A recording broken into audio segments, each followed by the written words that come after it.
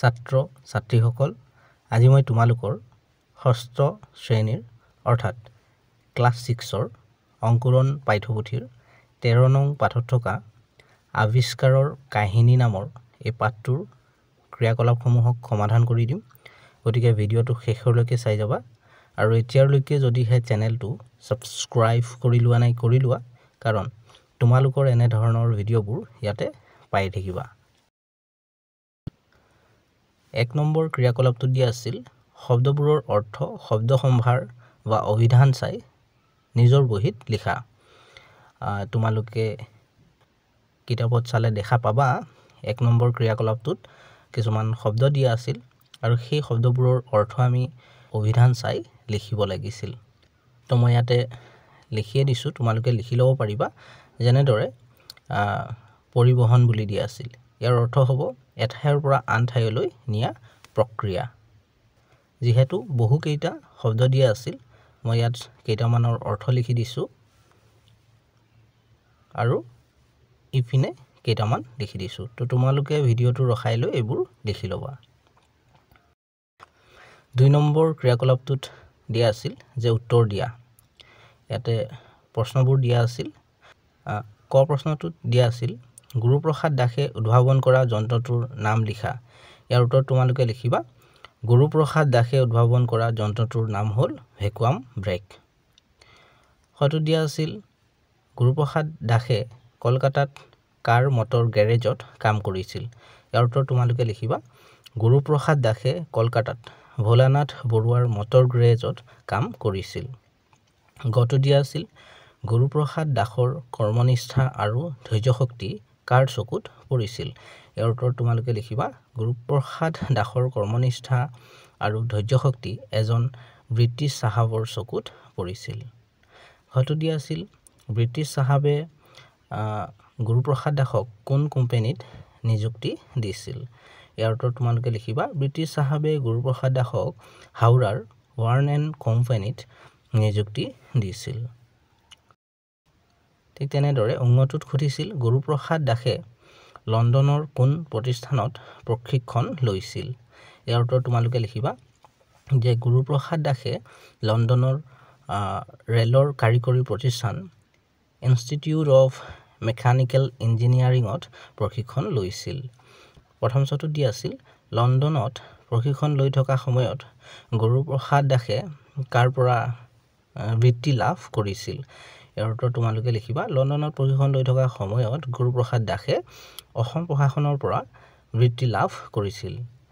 দ্বিতীয় চটোত দিয়া আছিল IRSৰ পদমৰ্যাদা লাভ কৰা প্ৰথম ভাৰতীয়জন কোন।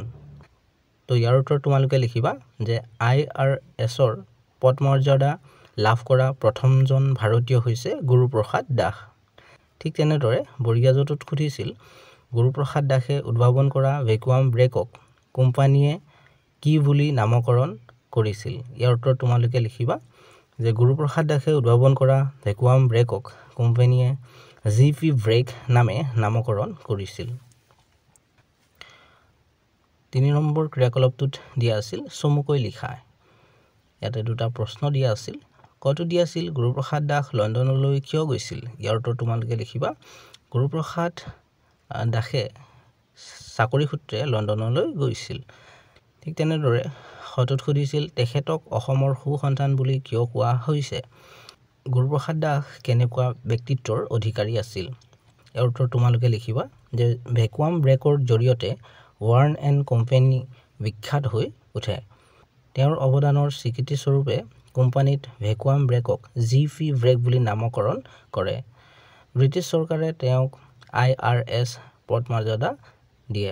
উল্লেখযোগ্য যে IRS পদমৰ্যাদা লাভ কৰা গুৰুপ্ৰসাদ দাসে প্ৰথম ভাৰতীয়। গতিকে ইমানবোৰ সন্মান লাভ কৰা তথা কৃতিত্বৰে কাম কৰা গুৰুপ্ৰসাদ দাস হৈছে অসমৰ সুসন্তান।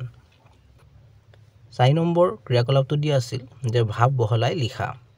কটো দিয়া আছিল অভাৱেই আৱিষ্কাৰৰ মূল। ইয়াৰ উত্তৰ তোমালোকে লিখিবা। মানুহৰ অভাৱ সীমাহীন। এই অভাৱৰ বাবে মানুহে নানান কৰ্ম কৰিবলগীয়া হয়। কথাতে কয় যে মানুহ কৰ্মৰ দ্বাৰা মহান হয়। মানুহে অভাৱ অনুভৱ কৰিলে সেই অভাৱ পূৰ কৰিবলৈ নানান কথা ভাবে এনেদৰে ভাবি থাকোতে মানুহে অভাৱ পূৰণৰ বাবে কিছুমান নতুন যন্ত্ৰপাতি আৱিষ্কাৰ কৰে গতিকে আমি ক'ব পাৰো যে অভাৱেই আৱিষ্কাৰৰ মূল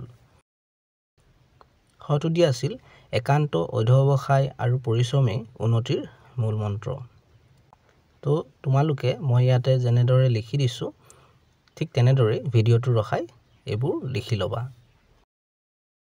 5 নম্বৰ ক্ৰিয়াকলাপটোত দিয়া আছে যে এটা শব্দত প্ৰকাশ কৰা ক যিজনে কোনো বস্তু বা তথ্য আৱিষ্কাৰ কৰে তেখেতক আমি কম আৱিষ্কাৰক খ গোটেই জীৱন জুৰি এটো হ'ব আজীৱন ঠিক তেনেদৰে মই ইয়াতে কৰি দিছো তোমালোকে ভিডিঅটো ৰখাই এইবোৰ কৰি লবা বা লিখি লবা 6 নম্বৰ ক্ৰিয়াকলাপটোত দিয়া আছে যে তলৰ শব্দবোৰৰ পৰা শুদ্ধ বানানবোৰ বাছি উলিয়াই লিখা ইয়াতে দেখা পাইছে তোমালোকে কিছুমান শব্দ দিয়া হৈছে আৰু এই শব্দবোৰৰ পৰা আমি শুদ্ধ বানানবোৰ বাছি উলিয়াই লিখিব লাগে মই ইয়াতে লিখি দিছো তোমালোকে ভিডিঅটো ৰখাই এইবোৰ লিখি লবা ঠিক তেনেদৰে 7 নম্বৰ ক্ৰিয়াকলাপটোত দিয়া আছে যে বৰ্ণজালখনৰ পৰা বৰ্ণ আনি বিজ্ঞানীৰ নাম লিখা এইখন হল বৰ্ণজাল আৰু এই বৰ্ণজালৰ পৰা বৰ্ণ আনি আমি বিজ্ঞানীৰ নাম লিখিব লাগে বিজ্ঞানীসকলৰ ইয়াতে উদাহৰণ দিয়া আছিল এটা আমাক কৰিয়ে দিয়া আছিল হেতু হল আৰ্কিমিডিছ তো অন্য যিসকল বিজ্ঞানীৰ নাম আমি এই বৰ্ণ জালখনৰ সহায়ত লিখিব পাৰো সেইবোৰ আমি লিখিব লাগে তো মই ইয়াতে লিখি দিছো তোমালোকে ভিডিঅটো ৰখাই এইবোৰ লিখি লবা ছাত্ৰ ছাত্ৰীসকল ভিডিঅটো ইয়াৰলৈকে আছিল তোমালোকৰ অংকুৰণ পাঠ্যপুথিৰ অন্য পাঠবোৰৰ ক্ৰিয়াকলাপসমূহৰ ভিডিঅ'বোৰৰ লিংকবোৰ এই ভিডিঅ'টোৰ তলতে পাই যাবা ইয়াতে ক্লিক কৰি চাই ল'ব পাৰিবা আৰু এতিয়ালৈকে যদি হে চেনেলটো সাবস্ক্ৰাইব কৰি লোৱা নাই কৰি লোৱা কাৰণ তোমালোকৰ এনে ধৰণৰ ভিডিঅ'বোৰ ইয়াতে পাই থাকিবা